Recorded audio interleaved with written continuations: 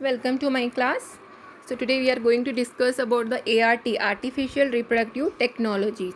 So the ART encompasses all the procedures that involves the manipulation of gametes and the embryos outside the body for the treatment of infertility.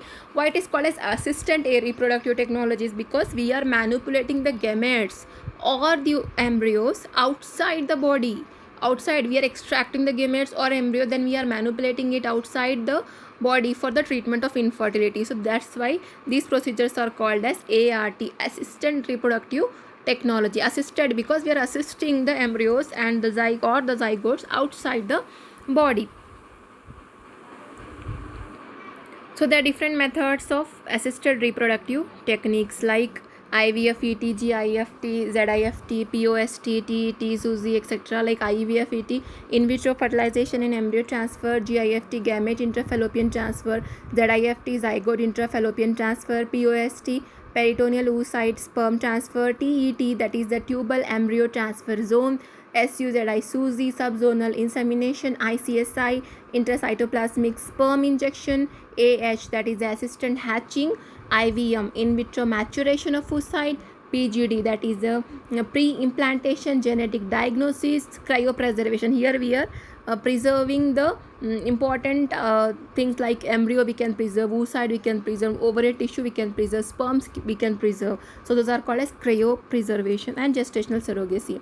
And techniques used for the sperm retrievals are TESA, MESA, PESA.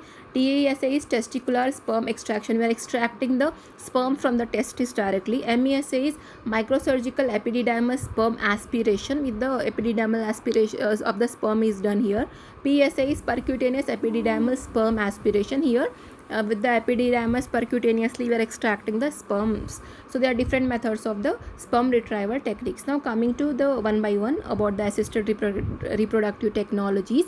First is about the IVF ET. IVF ET, the full form of IVF ET is in vitro fertilization and embryo transfer. In vitro fertilization and embryo transfer. So the field of reproductive medicine has changed forever with the birth of a Louise Brown in 1978 by IVF FT. Is the first the test tube baby Louise Brown is born in 1978. So it is a revolutionary work done by the two great scientists, Patrick Steptoe and the Robert Edwards of the England. So the past decade has witnesses two more dramatic changes in the technique protocol of IVF-FT. One change from the natural cycle to the superovulation protocol, and the another one is replacement of laparoscopy by the vaginal sonography for the ovum retrieval. So these are the two great changes in the past decade, means past 10 years. Before we used to take the natural cycle, but now we have using the super ovulation procedure, and instead of the using sonography we are using the laparoscopy. So these are the advantages in the previous decade or the past decade, 10 years. So coming to first the indications of IVF, indication of in vitro fertilization. Indications includes the tubal diseases, unexplained infertility, endometriosis, male factor infertility, multiple factors found in the male and female, failed ovulation induction, ovarian failure, donor oocyte IVF, women with the normal ovaries but no functional uterus, like in cases of Mullerian agenesis. Sometimes uterus is not proper but oocyte ovaries are producing the ovum. Women with the genetic disease IVF and PGD, etc. Collection. Next is about the ideal patient or the patient selection. Age should be less than 35 years. Presence of the ovarian reserve. How to know the ovarian reserve? As I have already mentioned, you have to measure the serum level on the day 3rd of the cycle. If the FSH level is less than 10 IU per liter, it indicates the ovarian reserve is there. If FSH is more, it mean to say that oocytes are decreasing or ovarian reserve is getting less. Then husband should have normal seminogram. Couple must be screen negative for the HIV and hepatitis. Normal uterine cavity as evaluated by the hysteroscopy and sonohysteroscopy should be done. Then what are the principal steps of an ART cycle? For any artificial reproductive cycle, there are certain principal steps which are done for almost all the things except few made some changes. So what are the things? So these are the main steps.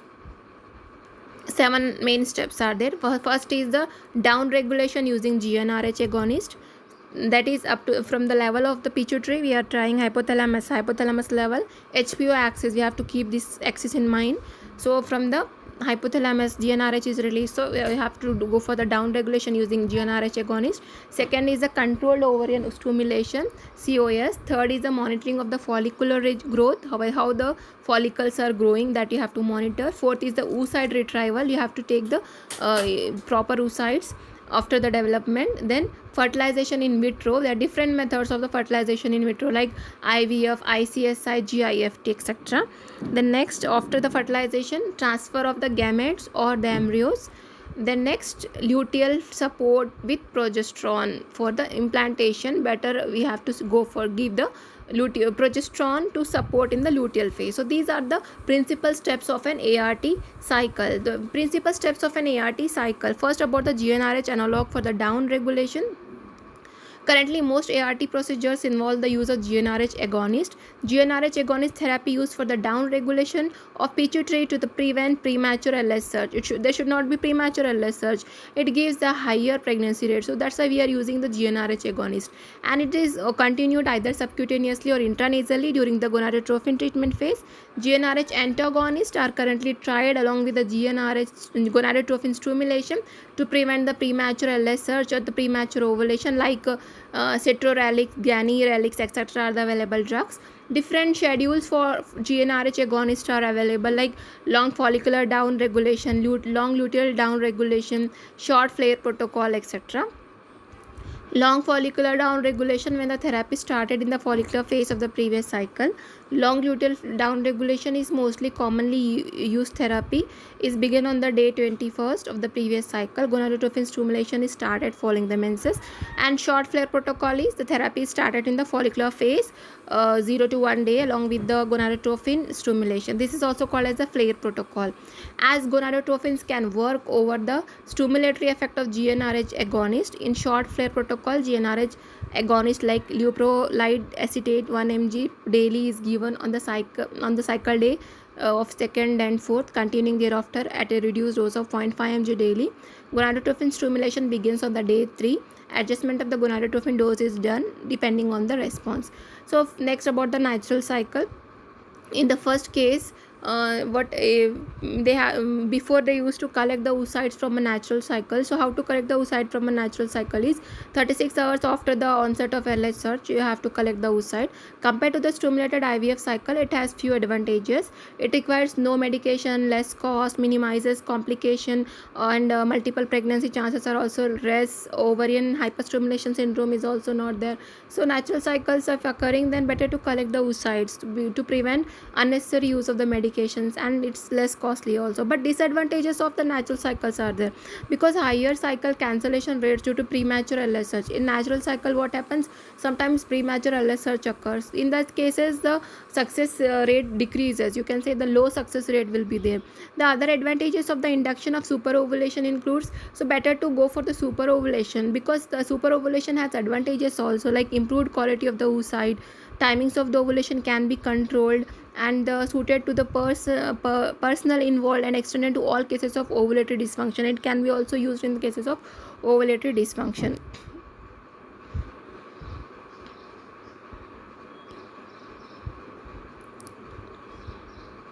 Next step is the controlled ovarian stimulation, COS. Gonadotrophin stimulation is begun once the pituitary down regulation is achieved.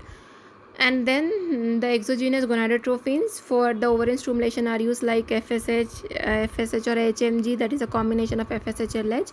The regimens used differ in each center, and or otherwise you can use the combination drugs for the ovarian stimulation regimens, like clomiphene citrate, clomiphene citrate added with HMG, human menopausal gonadotrophin, clomiphene citrate with pure FSH, clomiphene citrate with recombinant FSH, HMG and plain HMG or FSH, GnRH analogs plus HMG or pure FSH. SCG is administered in each regimen. So these are the different regimens used for the ovarian stimulation.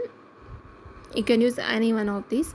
Then next, after the stimulation of ovarian, you have to monitor the growth, how the ovaries are responding to the ovarian stimulation, how the follicles are growing. So next step is the monitoring of the follicular growth. The follicular growth response is monitored by the cervical mucus study, sonographical measurement of the follicles, and the serum estradiol level. So these are the three methods to monitor the follicular growth. Cervical mucus study, the mucus changes with the help of increasing estrogen progesterone ratio, that you have to see.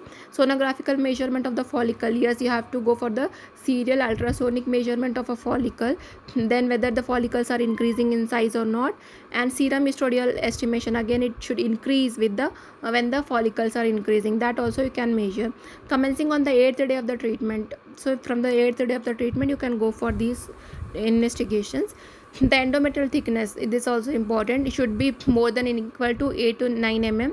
Trilaminar is optimum when 2 or more follicles are 17 to 18 mm in diameter, and when the serum level is more than 250 pg per ml per follicle. And then in that case you can use the, if follicles are growing and serum estrogen level is increased, then you can use the SCG, that is 5000 to 10000 intrauterine of SCG is given intramuscularly. IM injection of SCG can be given in that time. And oocyte is retrieved 36 hours after the SCG is given. You have to wait for the 36 hours, then you can retrieve the oocyte. SCG induces the oocyte maturation. Then the individual woman may be a higher responder or a poor responder, depending on the response. Management is to be done. So next step is the oocyte retrieval. So after giving SCG 36 hours we have to wait, then afterwards you have to go for the oocyte retrieval. Oocyte retrieval is done aseptically through the vaginal route under the ultrasound guidance. Through the vaginal route you can by seeing in the under the ultrasound machine, you can see in under the monitor, and you can try to retrieve the oocyte. With the development of the vaginal transducers, vaginal needle aspiration is done about 36 hours after SCG administration, but before the ovulation occurs. So as I have told already, that after 36 hours of the SCG administration you have to go for the vaginal needle aspiration, but before the ovulation occurs. IV analgesia or the sedation with the propofol can be used. The oocyte is readily recognizable as a single. How to recognize oocyte? Again a question arises. Then the oocyte is identified as a single cell surrounded by a mass of cumulus cells. Then after recovery, the oocytes are maintained in the culture in vitro for 4 to 6 hours. So after the retrieval of the oocyte, these oocytes are to be maintained in the culture in vitro for 4 to 6 hours. So you have to maintain in the culture of those oocytes which are retrieved. So next step comes the fertilization. Fertilization is in vitro. In vitro, the sperms used for insemination in vitro is prepared by the wash and swim up, and then for the fertilization you need sperm. So sperm again you have to collect, and you have to go for the wash and swim up method or any method to collect the capacitated sperms, which should be around 50,000 to 1 lakh. Capacitated sperms are placed into the culture media. So you have to see, in vitro means you are doing the fertilization in the lab here. So you are collecting the washed sperms and in the culture media which contains already the oocytes within 4 to 6 hours of retrieval. Then you are placing the capacitated sperms in the media already containing the oocytes. Then you have to wait for the fertilization. So then you will after the fertilization, the eggs demonstrate the signs of fertilization when examined 16 to 18 hours after insemination. So you have to wait for around 16 to 18 hours, then you will find the signs of fertilization in the eggs. So that is the presence of two pronuclei, in the presence of a second polar body, etc. can be seen. So sperm density and motility are the two most important criteria for the successful IVF. The semen is collected just prior to the ovum retrieval. So this is about the fertilization in vitro. So in the lab you are doing the fertilization. In the culture media you are collecting first the oocytes and the semen, and then you are waiting for 16 to 18 hours after the placement of both in the culture media. Then you will find the signs of fertilization. So this is called as a fertilization in vitro. That means in the labs you have done the fertilization. So after then what happens after fertilization? It becomes an embryo. So then you have to transfer the embryo. So next step is the embryo transfer. The fertilized ova at the 6 to 8 blastomere stage are placed into the uterine cavity close to the fundus about 3 days after fertilization through a fine flexible soft catheter transcervically. So when this reaches 6 to 8 blastomere stage, then you have to place it into the uterine cavity close to the fundus about 3 days after fertilization through a soft catheter which is passed through the cervix. Usually 2 or not more than 3 embryos are transferred per cycle to minimize the multiple pregnancy. So you can pass the 2 embryos but not 3, because again the triplets and all chances will be there. So to avoid the multiple pregnancy, better to try with the 2 embryos.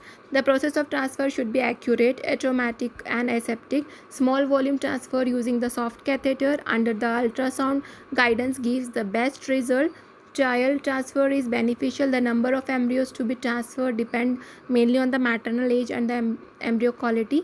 Excess oocytes and embryo, what you should do of the excess oocytes and the embryos, those should be cryopreserved, which is a very good method. Cryopreserve for the future use. Again, there are, because what happens, it will reduce the cost of ovulation stimulation, and again it can also reduce the risk of ovarian hyperstimulation. So you don't have to go for all the steps, because after fertilization it's better to preserve those embryos only for the future use.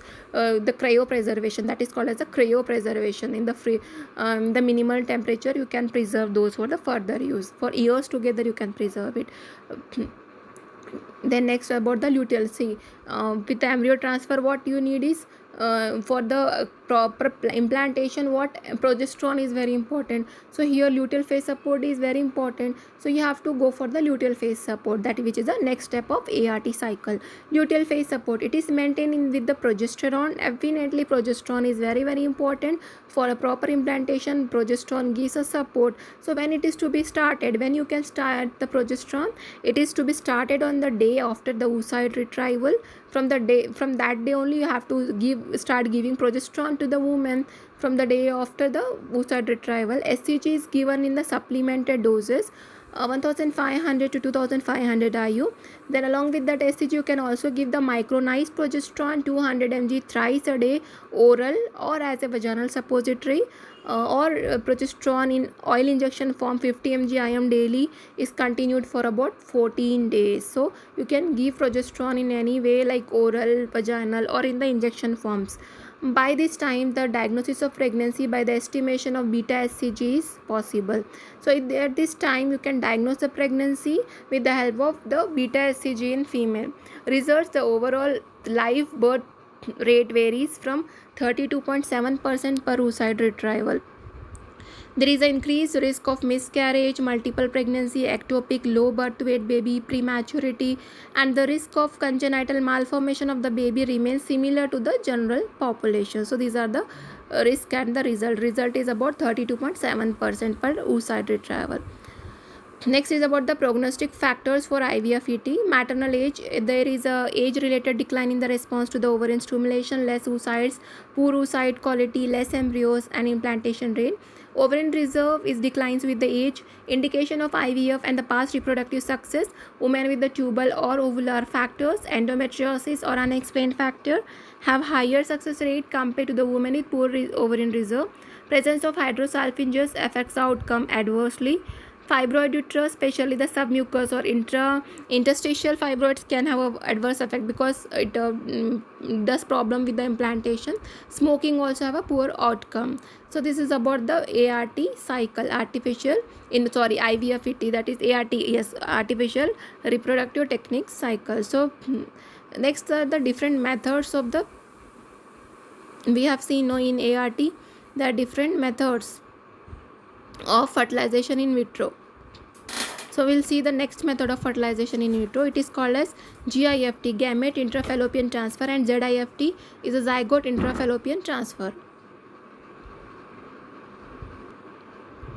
So for the GIFT, gamete intrafallopian transfer, it is discovered in 1984. It is a more invasive and expensive procedure than IVF, but the result seems better than IVF. In this procedure, what we are doing is both the sperms and the unfertilized oocytes are transferred into the fallopian tubes. Here the fertilization is achieved in vivo, not in vitro. Here the fertilization occurs inside the fallopian tube, which is called as in vivo fertilization. So what we are doing here is, in the GIFT or the GIFT, both the gametes are transferred to the fallopian tube, in short. So you can say the both the gametes are transferred into the fallopian tube. So the fertilization is then achieved in vivo. The prerequisite for the GIF procedure is to have a normal fallopian tubes, but the criteria is the patient should have the normal fallopian tubes. Indications are same as that of IVF except the tubal factor, and it gives good results in unexplained infertility also. Superovulation is done as in IVF. Two collected oocytes along with the approximately 2 to 5 lakhs motile sperms for each fallopian tubes are placed in a plastic tube container. It is then passed through a laparoscope and inserted 4 cm into the distal end of the fallopian tube, where the combination is injected. Result is the overall delivered pregnancy rate is as high as 25 to 30%. Next is about the ZIFT, here zygote intrafallopian transfer. ZIFT is zygote intrafallopian transfer. It is first discovered by Devroy and et al. In 1986. Here the placement of the zygote following 1 day of in vitro fertilization. Here the fertilization is in vitro, not in vivo, means here in the culture lab only the fertilization is occurring, and that we are placing it following the 1 day soon after the, because we are not waiting for it to become embryo. Okay, we are not waiting it to become 6 to 8 blastomere stage. Soon after the fertilization, that stage is called as zygote. So in that zygote only we are collecting and placing into the zygote. The placement of the zygote into the fallopian tube, it can be done either through the abdominal ostium with the help of a laparoscope or through the uterine ostium through the ultrasonic guidance. So but by the both ways we are placing the zygote into the fallopian tube. This technique is suitable alternative of GIFT when the defects lies in the male factor or in cases of failed GIFT, and it is similar to that of IVF. GIFT and ZIFT is avoided when the tubal factors for infertility are present, but these GIFT and ZIFT cannot be done in cases of tubal factors of infertility. The risk of ectopic pregnancy is high for GIFT and ZIFT compared to IVF, but the chances of ectopic pregnancy are more with these procedures.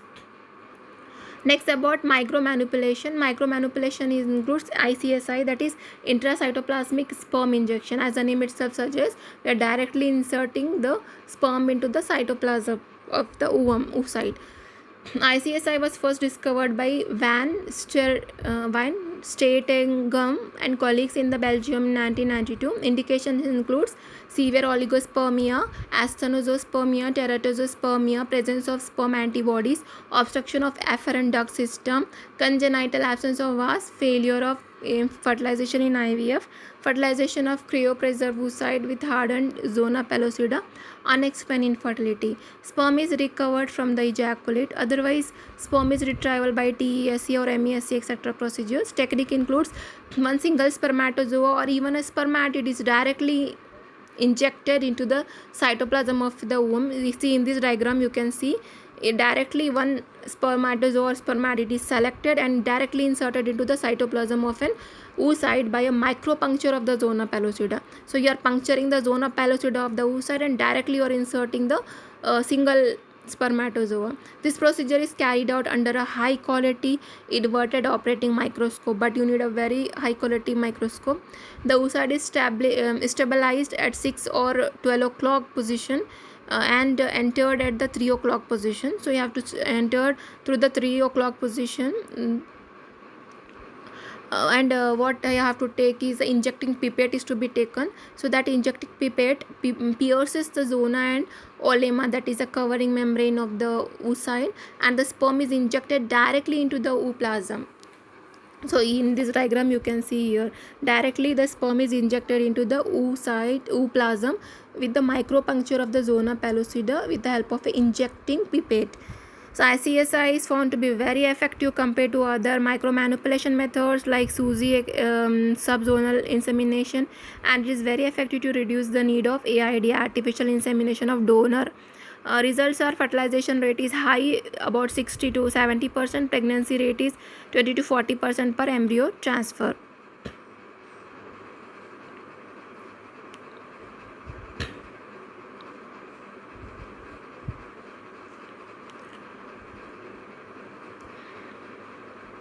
Next procedure is about the oocyte or sperm donation. So here if the woman fails if the woman is suffering from such problems where the ovulation is not occurring, successful ovum donation and IVF can be done. Indications includes women with the premature ovarian failure, women with removed ovaries, older women, failure to respond with the super ovulation regimen, women with repeated failure of ART cycle, genetic diseases. Here oocyte donation means oocyte has to be collected from a donor. Okay. So here the oocytes are collected from a sister or a friend age around 21 to 34 years. Those for IVF candidates, excess oocytes following retrieval and cryopreservation can be done. One undergoing laparoscopic sterilization with financial compensation. In oocyte donors like semen donor must be screened for the infection and the genetic diseases. Successful implantation needs a perfect coordination of the embryo and the endometrium. Estrogen therapy in the recipient is to be started at the same time when the donor gets the cycle stimulation. Progesterone treatment in the recipient generally begins on the first day of the donor. The ovum retrieval, generally the third day embryos are transferred on the fourth day of the progesterone therapy. Here oocyte donation means we are collecting the oocytes and inserting into the woman. And then luteal support you have to give, same the as the recipient has no corpus luteum, so exogenous luteal support is to be given. Exogenous estrogen and progesterone treatment should be done, therefore continued for until the 10th week of the gestation. Oocytes and embryo can be cryopreserved at a minus 196 degree Celsius under the liquid nitrogen for restoration of fertility in future. Survival of the cryopreserved embryo is more than that of the oocytes. Results: live birth rate is about 55% in cases of the oocyte donation. Next is about the gestational carrier surrogacy. Surrogacy means when a woman is unable to give birth to a child, especially when she has no functional uterus. A woman without a functional uterus can be a mother with the help of ART. How she can be a mother when there is no uterus? A question arises. Then this is with the help of a surrogacy, gestational carrier surrogacy. The woman has no uterus, then you can use a surrogate woman for this. In this procedure of ART IVF, a fertilized egg is placed into the uterus of a surrogate. So we can collect the oocyte, or we can from the woman, as she is not having the uterus, so we can use the help of a surrogate or the gestational carrier. So in her uterus we can insert a fertilized egg, but not into the intended mother. The indications are reparable uterine fact. Irreparable, that means we cannot treat the uterine cause. When the pregnancy may cause significant health risk to the woman.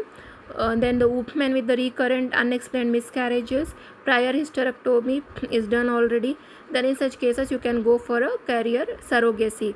Cryopreservation of the ovarian tissue, restoration of the reproductive function of a woman undergoing chemotherapy or radiotherapy is possible these days with the help of a cryobiology. Cryopreservation of the ovarian tissues or the auto transplantation may allow the natural pregnancy later on.